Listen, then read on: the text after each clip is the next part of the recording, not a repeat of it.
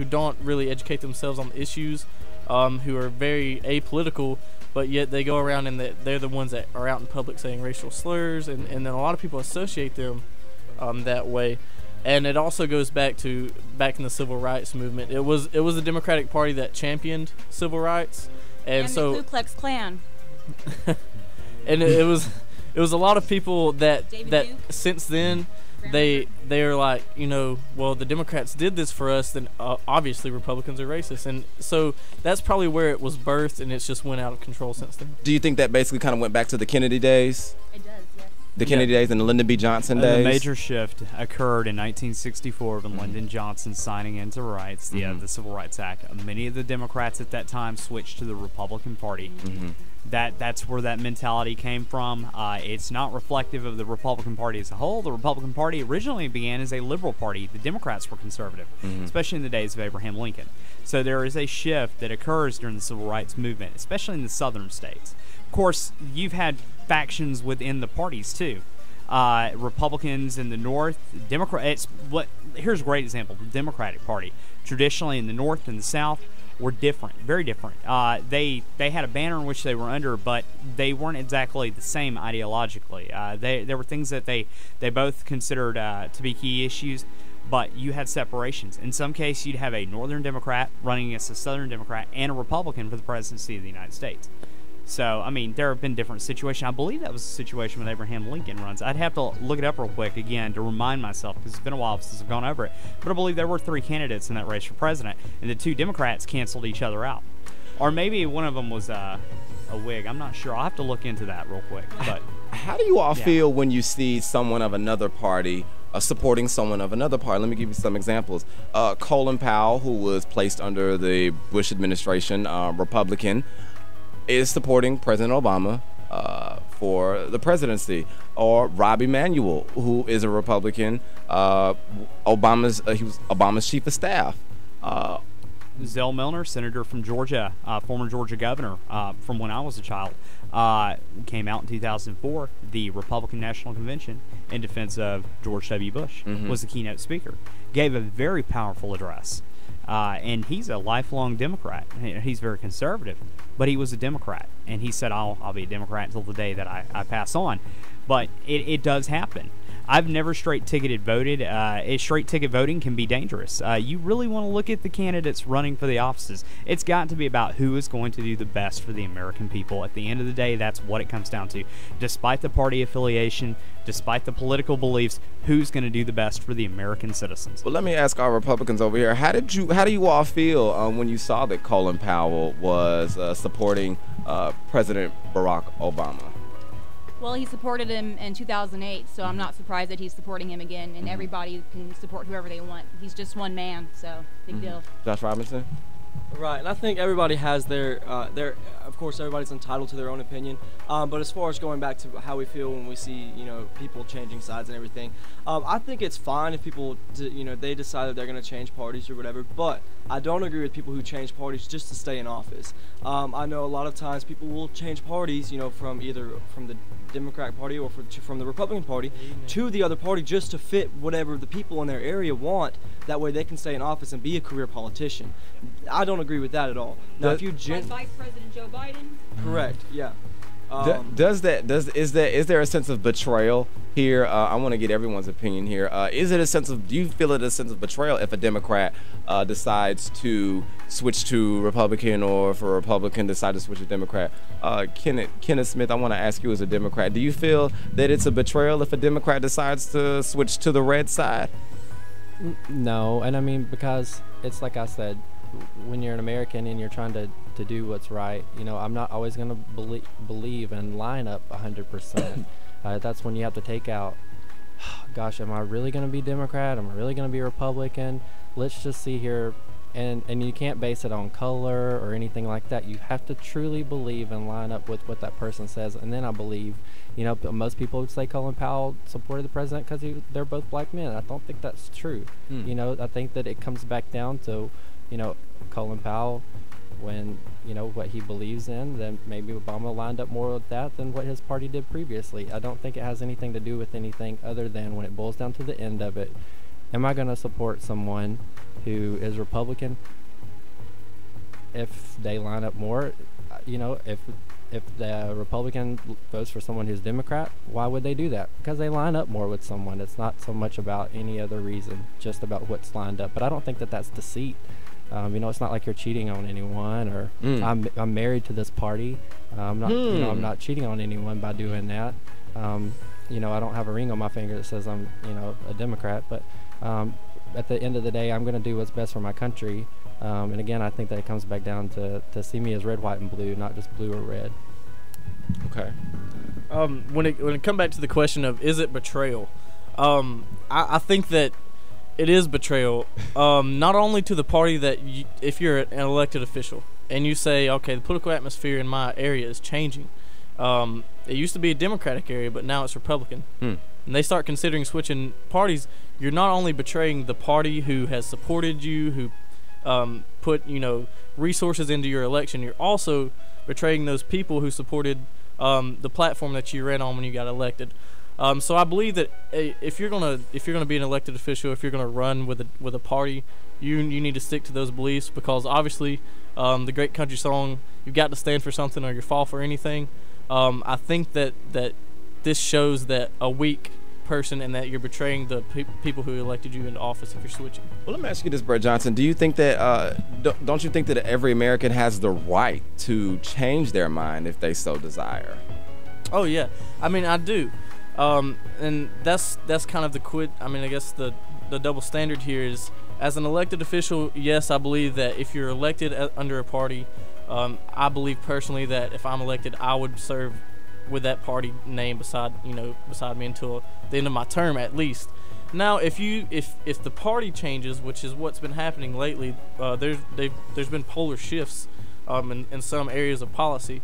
Now, if the party changes that you ran under and got elected under, then there may be a case to be made that you should switch parties, because now, although your policy is the same, it may have been switched to the Republican Party's taking more of this policy now than the Democratic Party used to have. I'm sorry. Hold on. Kenneth Smith? No, I was just saying that that's what I was trying to get at is, you know, sometimes, you know, opinions change and views change even within those parties. You know, and it comes to where I think that it's not so much a compromise of, oh, gosh, I'm going to have to give this up and, you know, fall off this bandwagon. It comes to seeing that this is what's best for America. And I don't think that you know, I don't think that that's a bad thing. I think that that's moving us forward. I don't want to say that word, being a Democrat, you know, don't take that. But I'm just saying, you know, forward. Yeah, forward. Yeah, but that's at the end of the day. We've got to realize that, you know, I'm not cheating on my party if my party changes, or, you know, if views become different. You know, even Republicans in the state of Alabama, I see their, you know, I see this. I'm 31 years old. I've been around a while. For heaven's sakes, Reagan was in office when I was born. I mean, okay, hello. So I've been around a while. I was a Clinton baby. Yeah. So, yes. but I'm just saying, as far as as far as things go, you know, we have to have a broader mind. We have to have a more open mind. But that doesn't mean that we're cheating on anyone or that we're betraying anyone. It just means that we're moving forward in our thinking and as an American, and what we believe in will actually move America forward. Jason A. Sumner? Okay, I just, here's what I want to say about this. Okay. I think it is inherently wrong to switch parties during the middle of your term. Now, in between your terms, when you aren't running, when you're not into an elected position, then switch parties. Why do you think it's wrong to do it in between? Because that particular party elected you to that seat, whether it be exactly your constituencies. You are doing your constituency a major disservice if you switch parties on them during the middle of your term. Wait till the end of your term. Don't run as one party and switch to another halfway through your term, because then you're doing disservice to the people who put you there. I agree with that. So, Josh Robinson? I agree with that, but don't switch parties at the end of your term just to stay in office, just to keep that career politician. I can agree with that too, definitely. So. Term limits for Congress?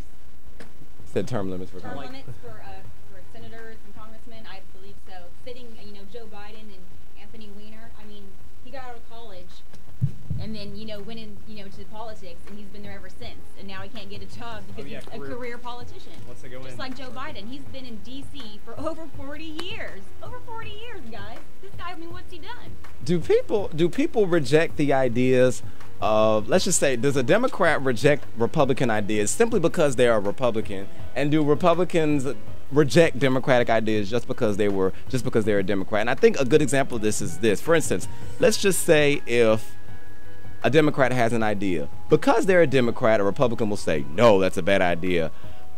If a Republican came up with that same idea, do you think they would be all over it?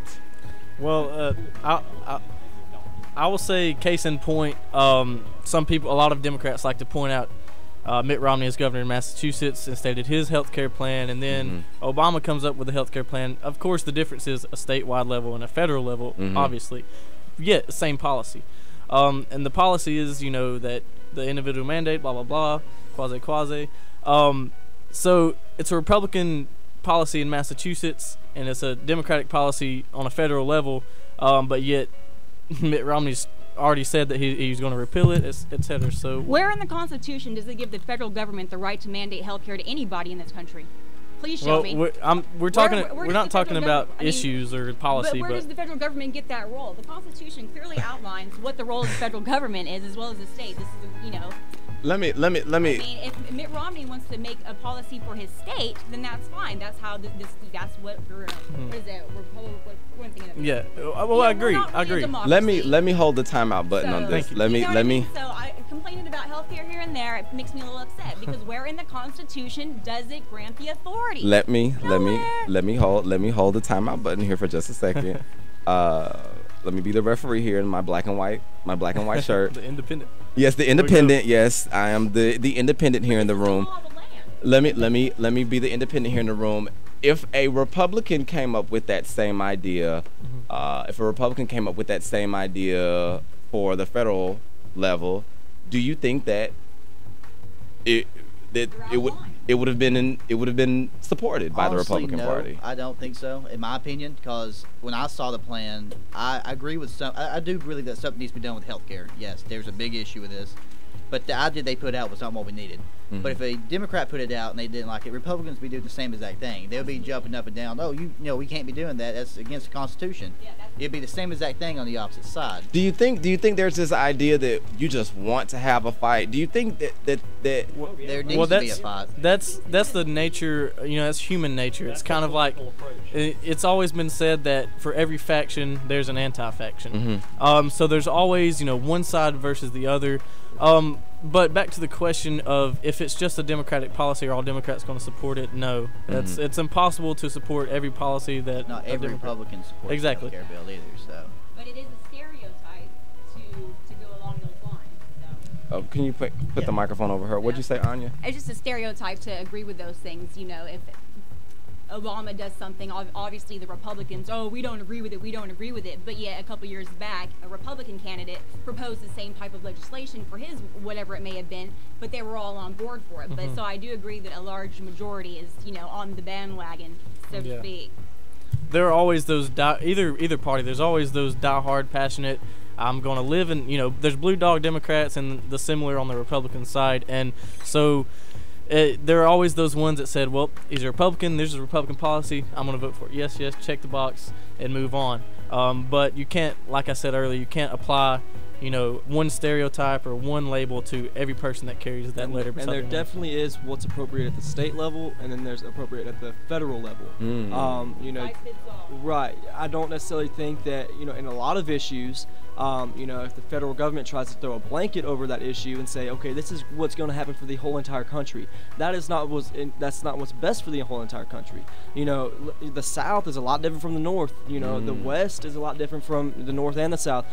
So that's why I think that most of those big issues should be handled by the local governments and by the states, because they know what's going to best fit that population.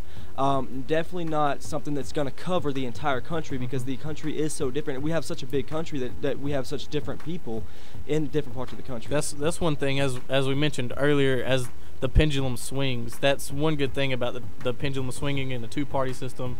If the nation, after Obamacare is instated, if the nation doesn't like it, well, they're sure not going to vote for someone who supports it or something like that. So that's one good thing about the Democratic process. But you get to the point where you dig yourself into such a big hole that it's really hard to get yourself out of that hole. So I think that's the issue that we're dealing with right now. Have any of y'all ever thought about changing your political parties? Has it ever even crossed your mind? I mean, yeah, definitely. I was I was on the fence for the longest time, and I still technically am when it comes to some policies. And then sometimes I think, man, I would like to go with this side to do this, but more so and often I always come back to the Republican side just because I disagree with the values more. Your Republican, your Republican magnet always kind of just goes. It just pulls a little bit more. Pulls a little bit more.